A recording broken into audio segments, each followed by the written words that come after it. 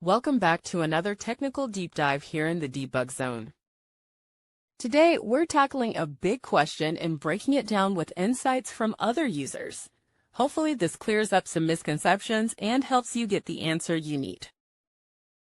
So buckle up, stay a little curious, and let's jump right in.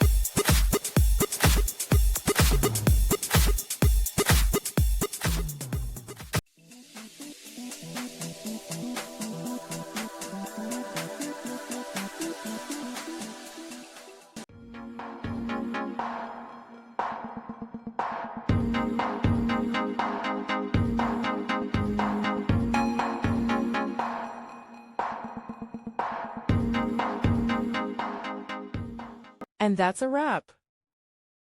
I hope you found the answer you were looking for.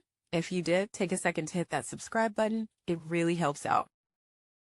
And let me know in the comments which solution worked best for you. See you next time in the debug zone.